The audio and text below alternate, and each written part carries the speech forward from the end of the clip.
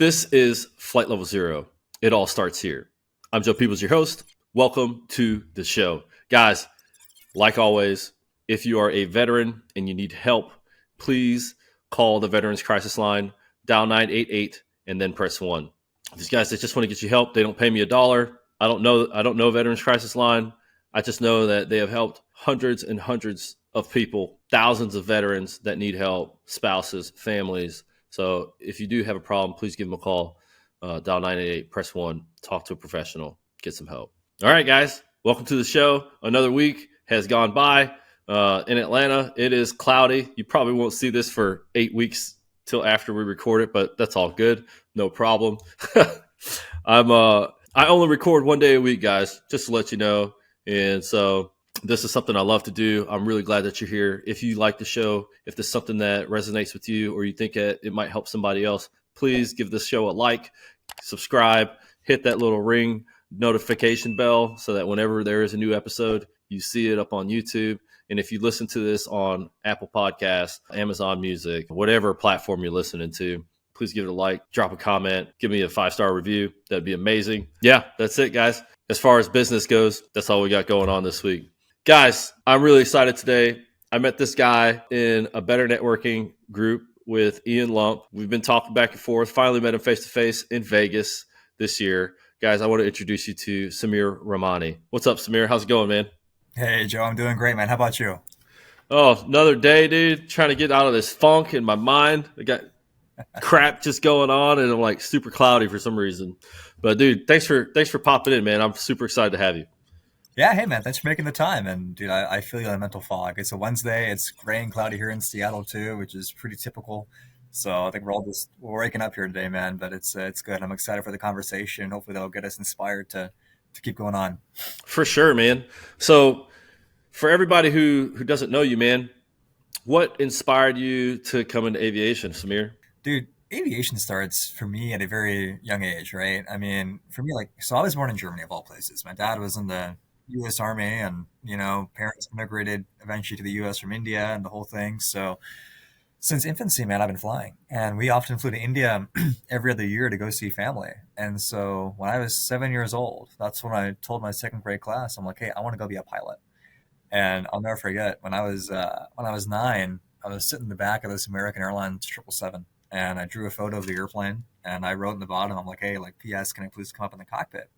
And I flagged the flight attendant to send it up to the captain. And, when the airplane landed, I was invited to come see the flight deck. And that was my first time, to go see the front of an airplane.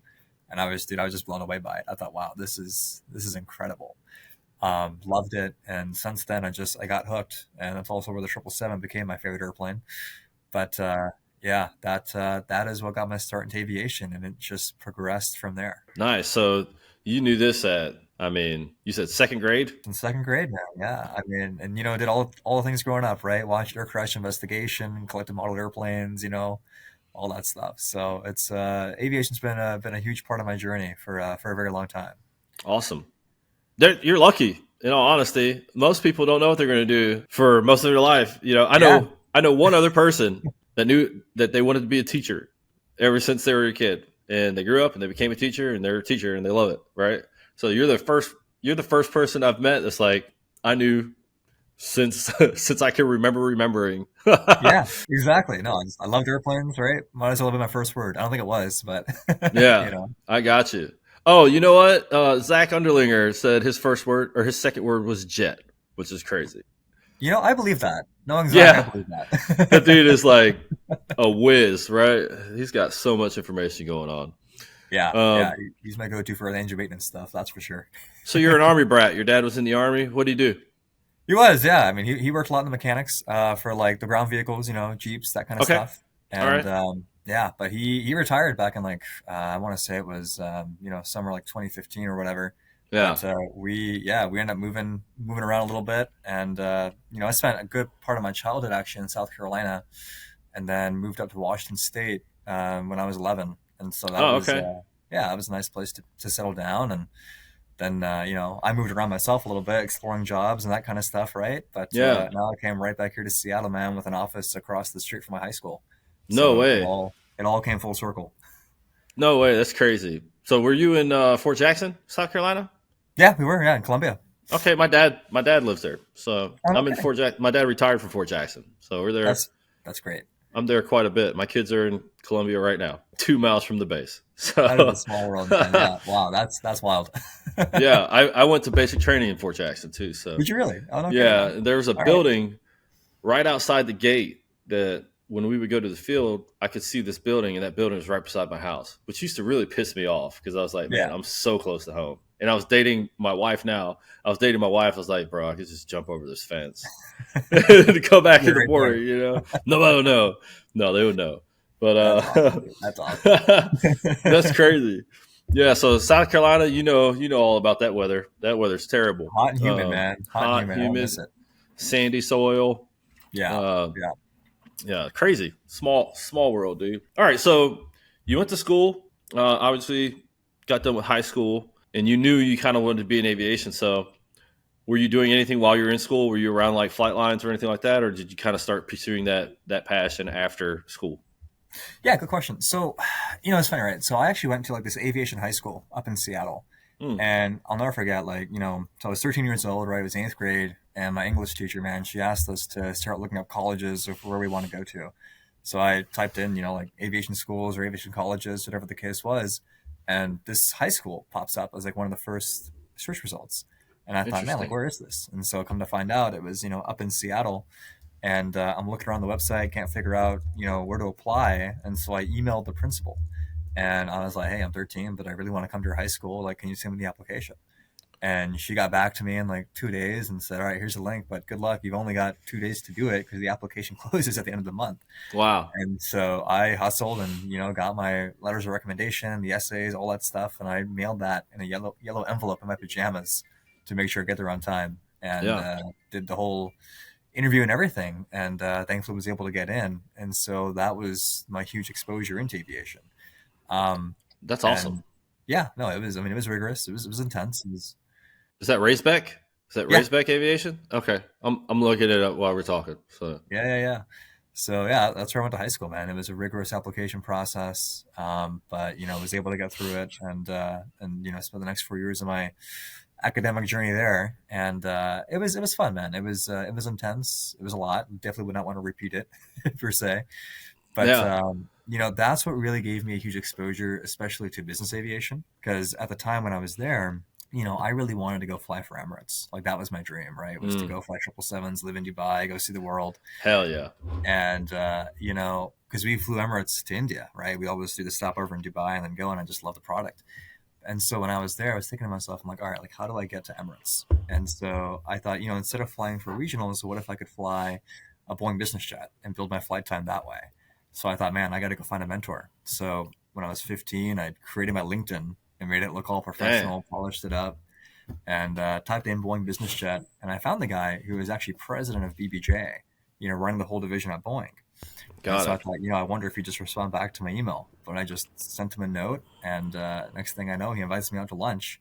So here I was at 15 having lunch with this, top Boeing exec, and he became a great mentor. And so Awesome. from there, I just started networking and getting to know a lot of people, and that really exposed me to life beyond the flight deck, right? So that was really powerful. Yeah, I bet, man. That's an amazing story of how just a little bit of curiosity Yeah, and a little bit of stepping out on a ledge. And, a lot of the podcasts that I have so far, everybody that I've talked to has talked about the power of networking. 100%. And, for you to be at 15, writing this guy, you didn't know he was a BBJ exec, did you? I Or did did, you? yeah, yeah. Yeah, No, yeah, I yeah. just I just thought it was Okay, worth something so to say, right? there's got to be a lot of like, this guy's never going to write me back, 100%. probably. 100%. So that's really cool that he wrote back though. And now you've got a mentor, hey, let's meet up for lunch. Like, dude, that's a huge win for any age, but 15, man, that's phenomenal, right? It was, man. It Uh, was. Yeah.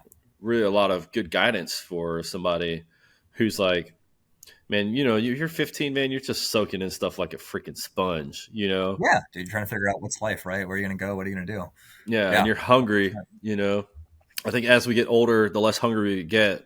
I don't think I'm like most people. I'm like I always feel broke, and I always feel like I've got to do something, and so it's like And I I'm feel not the same broke, way. but Right. it's like Right. we could be doing better, And so at 15, driven like a sponge, this guy probably had a lot of knowledge to impart. So that's He did. pretty great. I mean, and he still does, man. We still get together. So I mean, there's Oh, that's still awesome. a lot of good mentorship that happens out of that. Great, man. All right. So you meet this guy, you start getting mentored, 15, you get out of school. Now what's happening? So at that point, man, so senior year of high school, I'll never forget, right? I was talking to like my best friend, and we had this inside joke of ours that we would always start this private jet charter company. And the joke was like, oh, like what if we hired our friends to fly us around and we'd sit in the back and have drinks and just have a good time. And we finally were like, hey, like what if we actually tried to go do this? And so, at the time his dream was to go fly for American, mine was, Emirates. But from there, we made a pivot and we're like, man, let's, forget that for a bit. Let's see if we can actually go and try to start this company up and see what we could do. Mm, And, he went to Central Washington University and I went to the University of North Dakota. And, I picked UND primarily because it had a great flight program and also a really good business school. And so I was yeah. looking for a combination of both. And, this great aviation management degree is what they offered. And so decided to go pursue that. And, yeah, when I got to UND, I mean, super cold, super, it's freezing out there, right? I mean, it gets down to -30, -40.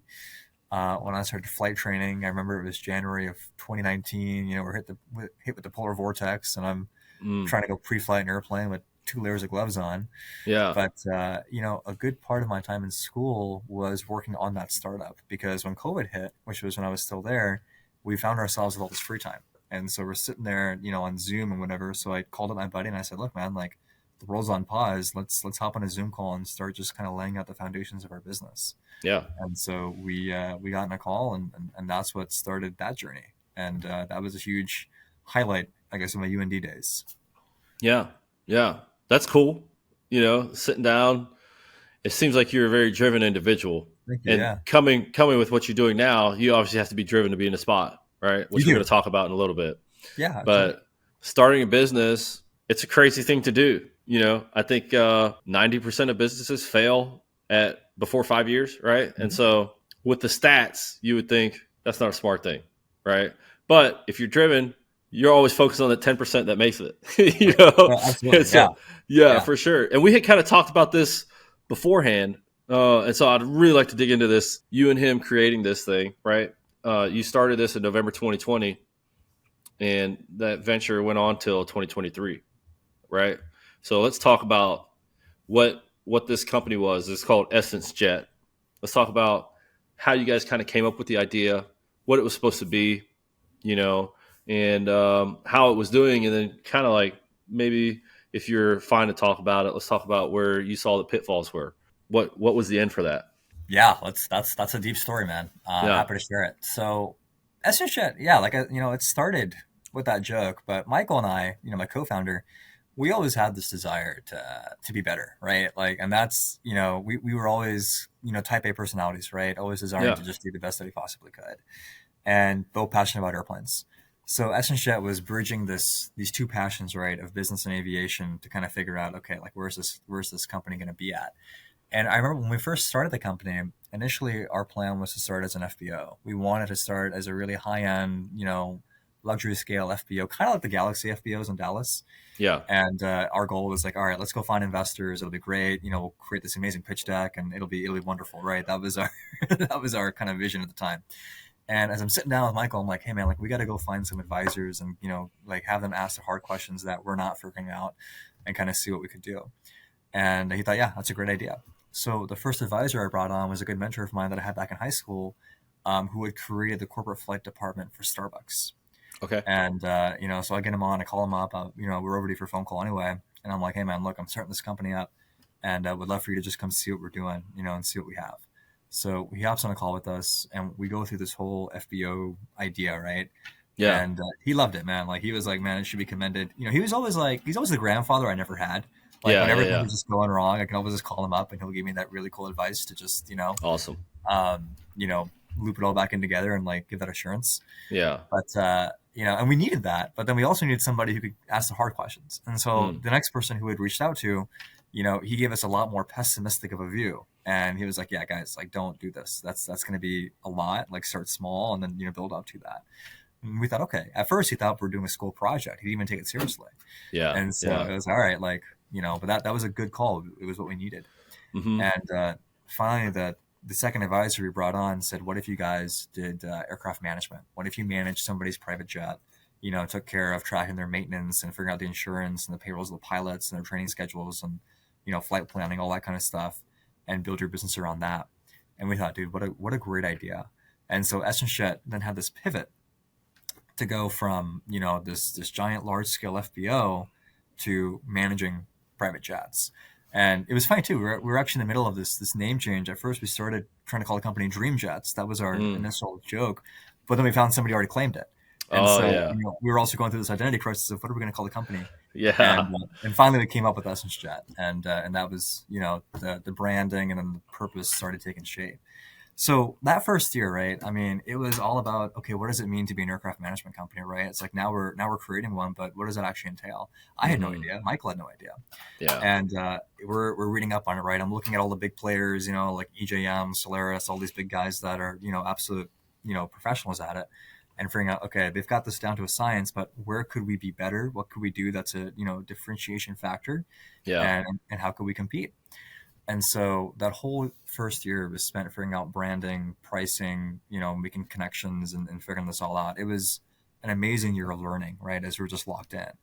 And shortly after we incorporated the company, which was back in November of 2020 as an LLC, we brought on one of our really good friends that we also went to high school with, Nathan. And Michael and I, we're these huge visionaries, right? Big picture ideas. And like, the more outlandish and crazy the vision is, the more excited we are to try and do it. Yeah, for And sure. and Nate's the reality check, right? I mean, he's like, nope, stop. He's kind of the governor of your car, right? He'll limit Yeah. how fast you're going. And we needed that. We Yeah. we needed Nathan to tell us, okay, dude, slow down, or else we're gonna end up in some kind of lawsuit here. Something's gonna go wrong. And Yeah. so it was great. But slowly we came together to figure out, okay, how are we going to structure our management fee of the airplane? How are we going to, offer these services? Let's create, a nice, good proposal to give to a client so it looks all professional. Yeah. And I mean, dude, there's so many calls we spent. I mean, there was one we spent on a call for 3 hours trying to design a booklet. Mm. And I think I was hung up on a page to figure out what the right shade of gray was going to be. And like, if we Hmm. needed lines here, whatever the case was, because we were so intentional about every aspect of the business. Yeah. Um, we finally launched in October of 2021. And so we said, okay, let's start soliciting, and I told the guys, I said, look, any further development we're going to have now as an organization is going to be from trying to get clients. Yeah. So, we're going to have to learn the first lessons by having that first jet to manage us. We got to find the early adopter. And so we went out and started this business up. And, I made this post on LinkedIn, which got like 70 plus likes. I still remember that, trying to get it going. It's a big win. Yeah, Yeah. at the time, man, in college, Yeah, we for sure. a lot of people were trying to figure out what LinkedIn was, right? Yeah. But we had a lot of hype. There was a lot of people in our corner that wanted us to do well, and we're trying to figure out, okay, how do we get out there? And I Yeah. remember base was happening the week after, right, from when we launched this. Okay. And I told the guys, I'm like, look, we got to be there. We got to get out to Vegas and be at the show. Yeah. And I called up my mentor, the same, the BBJ guy, and he actually had reached out to Ed Bolin, right, CEO of MEAA, to get me passes for the show. Nice. And so, we got 2 free passes for Michael and I to get out there. I called up another buddy to get, non-RF passes to fly out there and everything. And my midterms were the week of base. And so I go to my interesting. professors and I said, I'm going to Vegas. And they're like, Yeah. you're doing what? Because obviously Yeah. they're thinking I'm going to go gamble and whatever, right? And I'm Right. like, no, I'm doing this business. Like, here's what we're doing. And they actually moved my exams around, man, to go to base. Nice. And so we fly out there, we go to Vegas, and it was 3 days of just intense networking. I mean, we were just on the floor shaking hands with everyone that we could, everyone that would listen to us. We had, a whole stack of business cards and the booklets. And, I mean, I had this whole like leather portfolio, right, with this EssenceJet merchandise to try and hand it out. And I'll never forget though, right? Like base is an amazing show. It's super fun, but it's also overwhelming, right? Especially for a first time attendee. For sure. And, one thing I've learned now, especially in my role today, is you've got to have a plan before you go to these shows, right? You got to have a list of people you want to go see, take a look at the floor plan, see what's going on, plan out the day, because we didn't do that. And so we walk into this room and you see all these exhibitors of all kinds, but you have no idea where to go. Yeah. And our goal was hopefully to find clients. We wanted to find decision makers and see if we can entice them to let us manage their jet. But at the same time, how do you find the jet owner, right? They don't have a halo around their head or anything. They look just like Yeah. everyone else. That's right. And so that was tough for us, right? So I'll never forget, like, that first day, we took a sidebar and we're sitting there on these empty chairs and we're super disappointed. And we're like, man, like, what are we going to do? Like, what are we doing with the show? When I looked at him and I said, Mike, I'm like, people really, bust their ass for us to be here. Like, let's make the most of it. Let's talk to everybody. Let's create a game plan.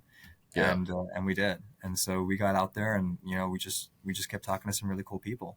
And that became the premise of pretty much the second year of the business, right? Was, that became the theme, was just talking to everyone we could.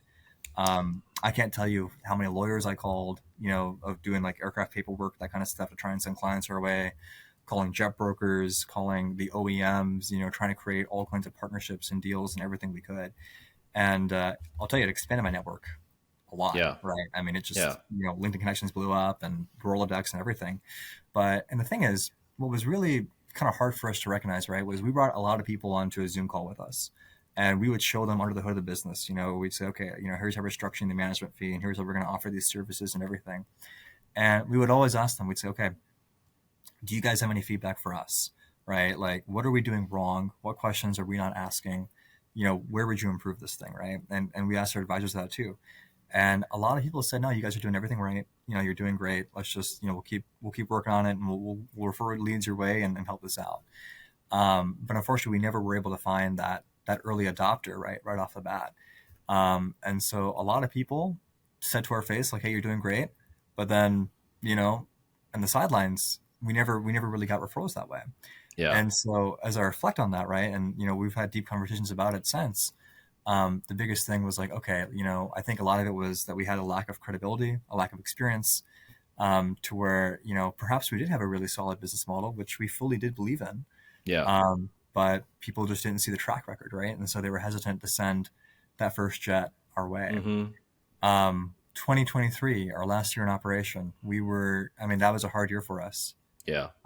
Because we, Nathan and I at that time, so we're graduated college, and we graduated back in May of 2022.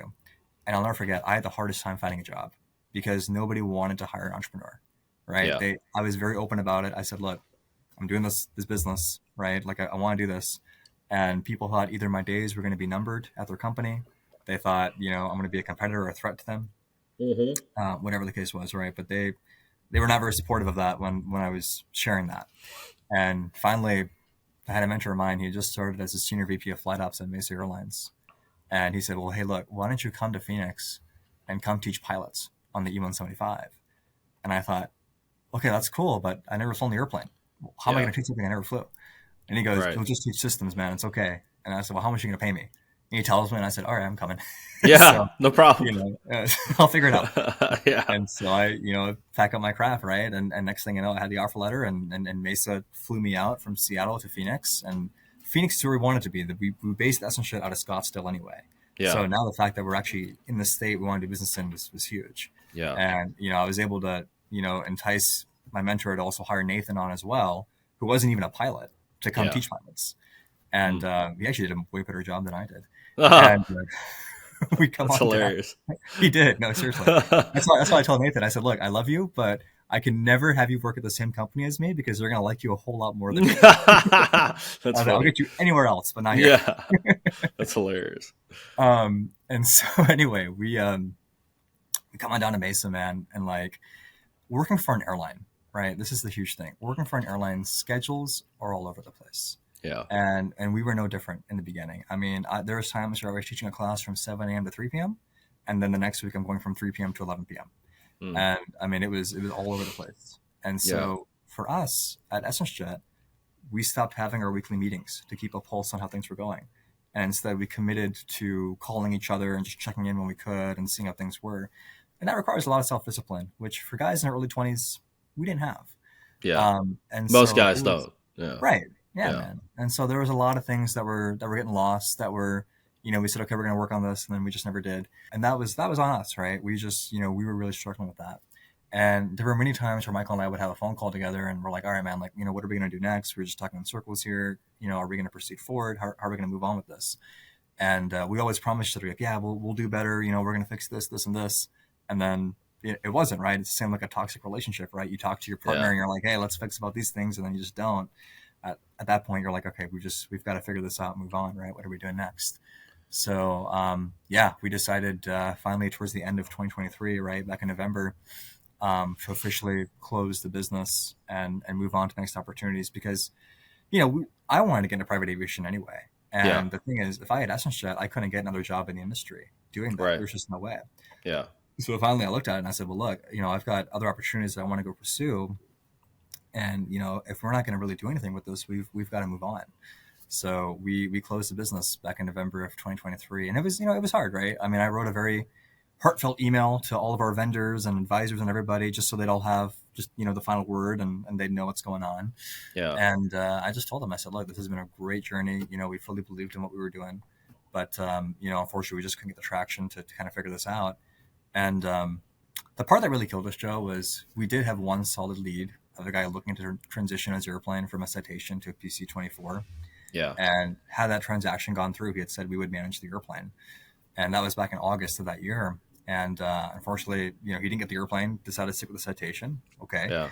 But that also meant for us that, now we're not going to have a client to go manage an airplane with. And for us, that was a huge blow, right? And that was kind of our final straw. We were already in this low spot and we had this little slimmer of light. And as soon as that went out, we were just like, man, you know what? And so we decided it was time to just part ways with that. Get it. That's a very mature decision and a tough one. You put so much effort into something. Yeah. You put years of work into figuring out what this is. But I think you kind of hit it on the head with the partnership. You've both got to be accountable to each other. 100%. Yeah. I was going to say, man, 100%. Right. And there was a lot of growing up that I had to do as well. Right. I mean, there was certainly a lot that I need to take accountability for as well. Right. 100%.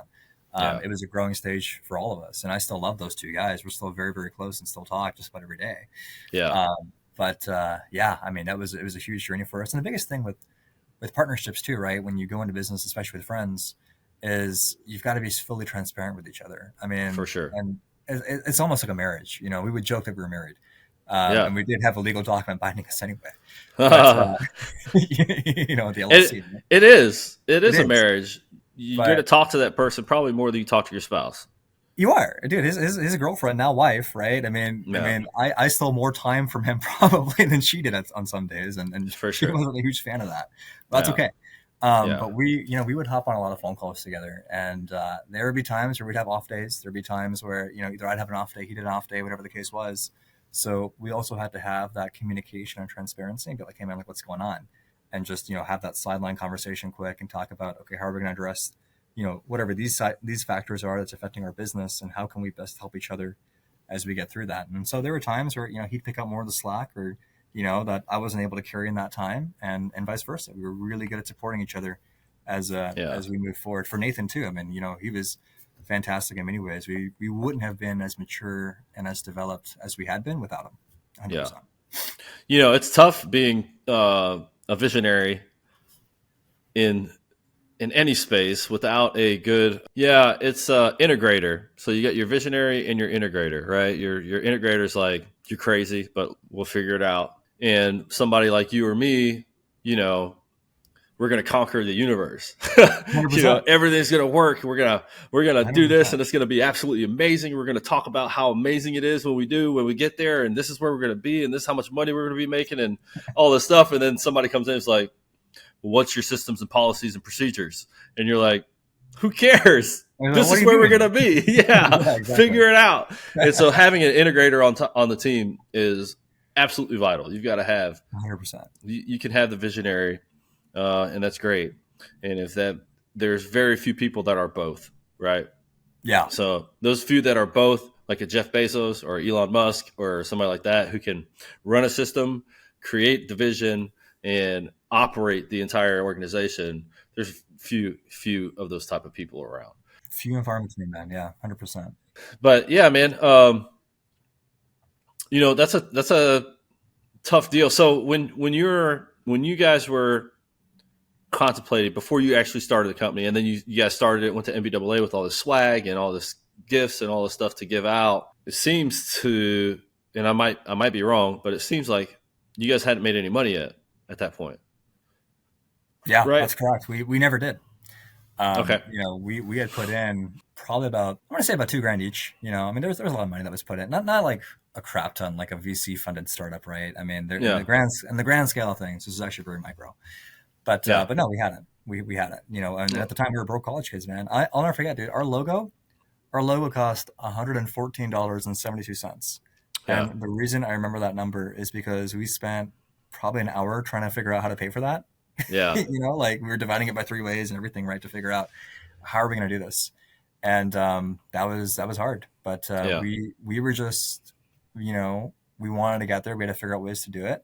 And I mean, it was asking mom and dad for a bit of allowance here and there. It was, working an odd job, whatever the case was, or someone to just pick up the slack on this one and say, okay, I got it for the next one, Yeah. and do that. So it was a lot. I mean, I'll never forget. Every year we had to renew the website, right? And we were using Squarespace, and it was like $220 Yep. every year to do that. And so we were like, crap, like how are we going to pay for that, right? And so every time in November when that was coming up, that was always a topic in the meeting. Okay, how are we going to do this? Yeah. And we do that. Yeah. I'm kind of in the same space with like Hire Vets, right? Yeah. So Hire Vets is in a startup area, right? JP Aero is the one and only sponsor, right? Yep. So Yep. JP Aero, I just took all of my spare money that I was making. If we had any money to put in savings, I took all that money and I put it into tooling, right? And that's the Yeah. only way There that I you could go. afford it. So we 100%. didn't go out and do all this amazing stuff with my family. We didn't go on vacations. We didn't do any of that. All of my extra money went to that. But I could imagine for a college student, $2,000 is a lot of money. You Yeah. know what I'm saying? It's a Yeah. lot of freaking money. My daughter's in college now.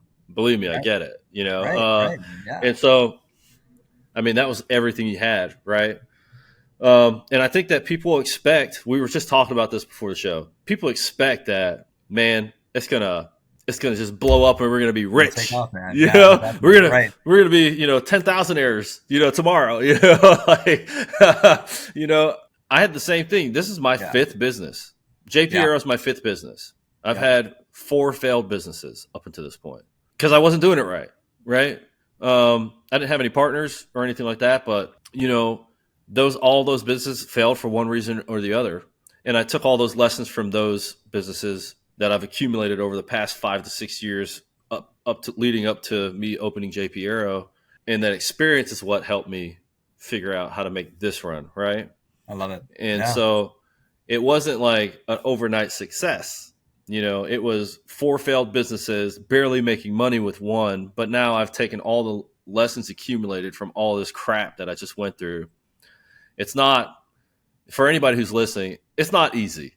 None of it is easy. There's nothing anything that's worth working for is not going to come easy. You're going to have to put some work into it. And for 3.5 years, you guys put in a lot of work and had no return, right?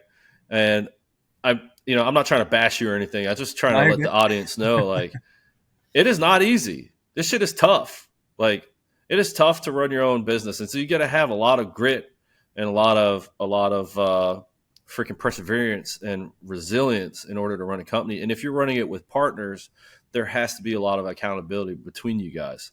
And so I think, you guys have gotten to a point where if it's almost like when you come to get married, you got to meet in the middle, and if you're not able to have somebody who's accountable working with you, then it just needs to end.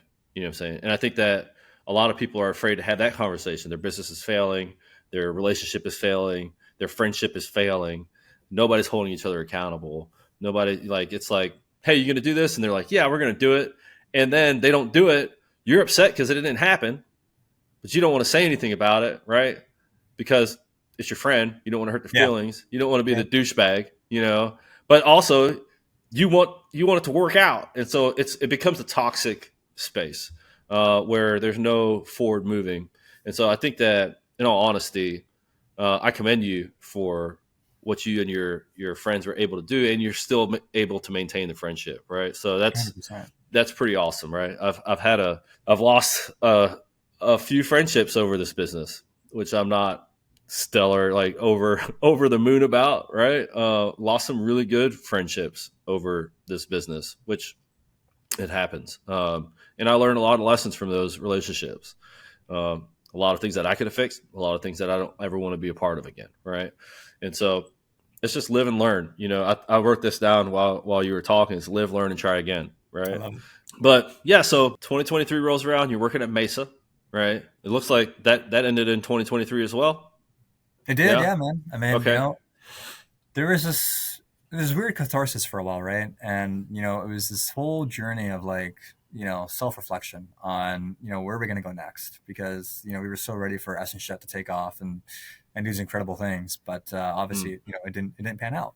Yeah. But I think one thing that I've struggled with, especially, and I've talked to a few of my friends that kind of have a similar mindset, but when you're so committed to a journey like this and you're creating this brand and whatnot, it becomes part of your identity.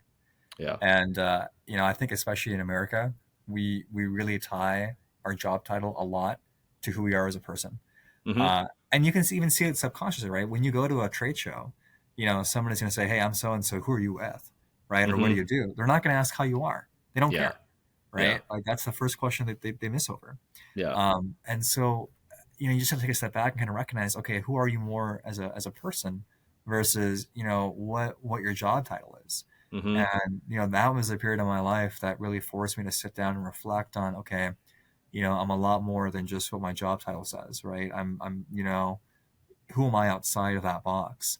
And so that period of life was forced a lot on reflecting on my life, right? Kind of figuring out, okay, who am I? What do I want to do? And what's my purpose?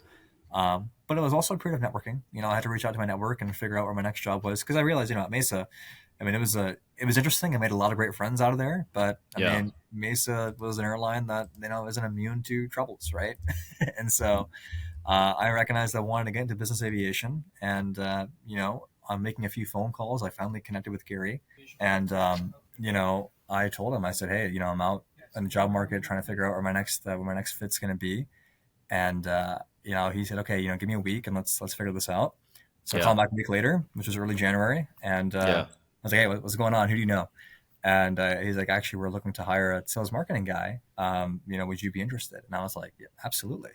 Yeah. And my interview, quote unquote, right, was the end of January. It was at the Miami Regional Forum, Okay. and so I was able to head down there for that. They got me a pass to come to the show and hang out, and that was my interview. Right, it was a 3 day hangout with these guys in Miami.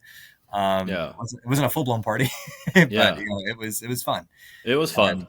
and it was great, man. It was great. Yeah. And finally, I'm sitting for breakfast after the show with Robert, our sales director, and Gary, and essentially, yeah, we want to bring you on board, but we're going to be traveling a lot and doing all these things, so we should get you an offer in mid to late March. And so I said, okay, great. And I used that time to seeing what other options were, but also just for self development and just discovery, man. I mean, I remember a good friend and I, we went kayaking on a random Tuesday just because we could Yeah. in February, and it was great. It was just stuff like that. We did a lot, which was super fun. So that was, I wouldn't repeat that again, man. I mean, you see your savings keep going down and whatever else. It's not fun. But finally that offer came through and everything worked out. I was like, all right, like I can look back on that period of my life, with satisfaction and happiness versus, one of like regret or despair. Yeah. It's all perspective. It's all how you 100%. look at it. And I 100%. think I'm a big believer, and I say this a lot on this podcast. Life happens for you, not to you. 100%. It's all about, Um, yeah, how you react, yeah, it's all happening for a reason. Maybe you weren't ready for something. Maybe there's another opportunity coming. Maybe maybe there's just stuff you don't see that's in the works in the background. Exactly. But I love the idea. I love the fact that you mentioned a lot of people tie their identity to their job. Your job is what you do to provide for the life that you want to live, Mhm. right? Yeah. And you might not like your job. That's sometimes just the way it goes, right? You got to as a man who is a provider. This is my the way I look at it. As a man, as a provider, I don't care what I have to do to make the money. I will literally go shovel poop out of a freaking ditch, Right.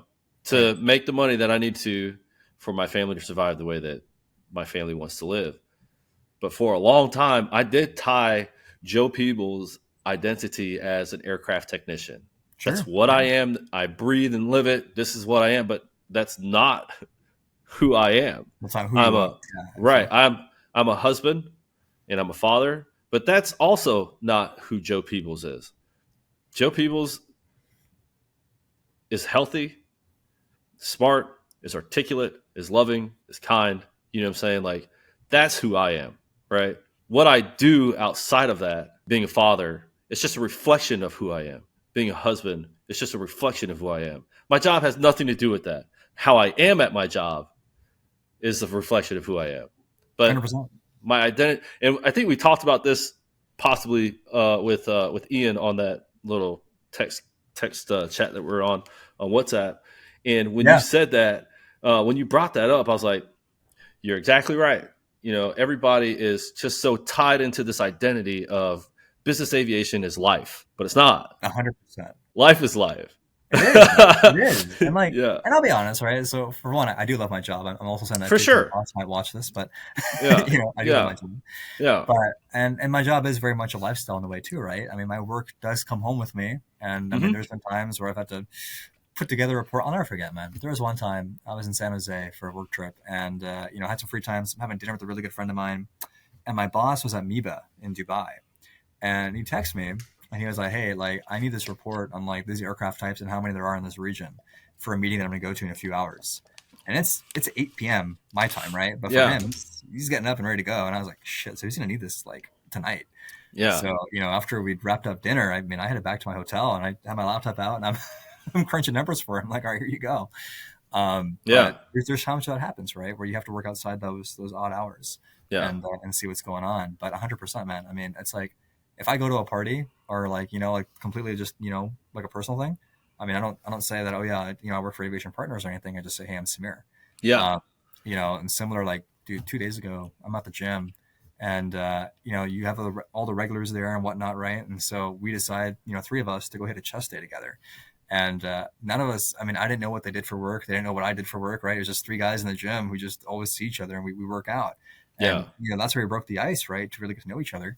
But, I learned one of the guys was a mechanic and the other's a trucker, which is awesome. But, we just, in that moment, it didn't matter what we did or, what the case was. We had this shared interest, and we said, okay, yeah, let's spend these next 2 hours getting a good workout in, which I'm still feeling this morning, yeah. and go from there. That's hilarious. You guys murdered your chest.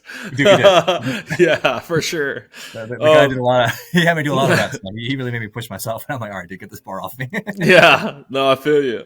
No, that's awesome, man. I don't, I don't say I don't love what I do, Yeah, right? Because I do. I do love being an entrepreneur. I love this podcast. 100%. I love fixing airplanes. I love the interaction between me and my customers.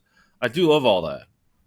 But the thing the thing is, it's just an extension of myself. It's not who 100%. I am. I could be Exactly. this and do anything. I Exactly. do. I do love what I do, though. I love jets. I love helicopters. I love flight. Yep. Yep. I love the fact that I can go and work on something, and 10 minutes later, it's flying through the air at 0.92 Mach. You know what I'm saying? Like I love that's it. nuts, I right? love That's it, man. amazing to me. Um, and so, don't get me wrong. Like it's not a bad thing to love what you do, but 100%. you're not always going to do something you love. There's plenty of jobs that I've had that I absolutely hated. Yeah. And that was just a part of being an adult and taking care of myself. And eventually I got to a point where I do love what I do. And if JP Aero or Flight Level Zero or, higher advance, if all this stuff goes away, it's still me. And I've It's got to still you, be man. be happy Exactly. with that. Um, dude, I love your story. And Thank you, I man. wish I knew this story before. You know what I'm Yeah. saying? Yeah. We've Yeah. known Yeah. each other for like a year and a half now.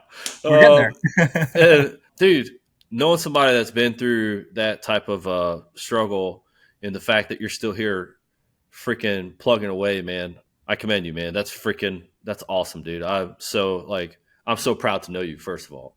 Thank you, man. Thank And so before we get off the call, because we were already running past an hour, we'll go ahead and do a plug for API, man. What do you do there, and what does API do? Yeah, absolutely. Happy to talk about that.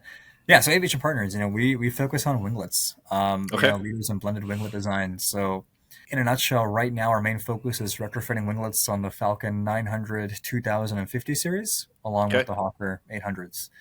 Okay. And you're probably gonna ask me, right? Why winglets? Why would anyone want to do that? Aside from the fact that they look cool, but it's for better performance, fuel efficiency, and a higher resale value in the end.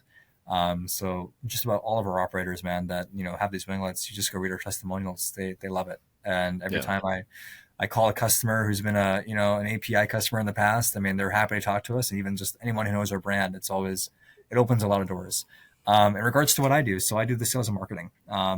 So I work closely with Gary, my boss, and our sales director Robert to figure out where the leads are, and help close deals on any region in the country, actually, or the world. I'm not confined to a territory, which Yeah. is great. Yeah. And then I'm also just running the socials, right? I'm the youngest guy here at the company, and so it's really cool. It's a lot of fun to bring in these fresh new ideas, but then also learn from the guys that have been doing this for longer than I've been alive, right? And being able to have that direct access to that mentorship and that guidance. I mean, that on its own just really pays off. Yeah. Well, I've seen you guys winglets, and they do bring some ramp presence for your airplane. Yeah, it stands out.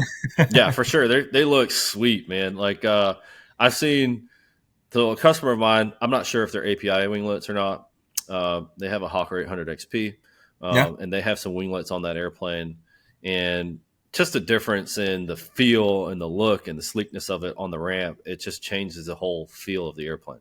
it looks And so much more so modern. Yeah, yeah. yeah, and I could see how that could drive up sales costs, or what is it, buyer's cost, whatever, resale value. Resale, yeah, That's the word for yeah. for the aircraft, because it also it helps with the aerodynamics of the airplane, makes it a lot more efficient in the air as well. So, and I think it makes it safer as well for people that are in your wake turbulence, Yeah. if I'm correct. No, absolutely, absolutely. Yeah. Yeah. So lots of benefits to that, man. And you've been pushing hard, man. And so I'm looking forward to collaborating with you and Ian and a couple of the other people that we've been talking to on this discussion. I hope that we can come up with a great discussion for possibly Oh, I know we Vegas. can. It's just Yeah, it's just going to take some time, but we'll get there, man. We've got a yeah, good timeline in front of us. Like I'm excited for it, yeah, and I mean we've got a good team to figure this out without doubt. I think we're all ready to do it. for sure, man. Well, guys, this is Sameer. If you don't know Sameer personally, or you'd like to maybe get to know him, if his story inspires you at all, makes you think about what you're doing in your life, and maybe you have some questions for him, you want to get in contact with him, you can find him on LinkedIn. I'm going to put him on the show notes. Check out API and check out what they're doing. You'll probably, if you're interested, if you're an operator and you're looking at upgrading your aircraft, throwing some winglets on there, reach out to Sameer. He'll help you out, get you tied in with the right people, and get something happen on your aircraft. Dude, fantastic interview. This is actually the best interview of the day, so I appreciate Well, good. I'm glad, man. it. Yeah. Yeah, dude. Yeah, I love it, man. I'm looking forward to talking to you more, guys. That's the show. I'm Joe Peebles, your host. This is Flight Level Zero. We're out.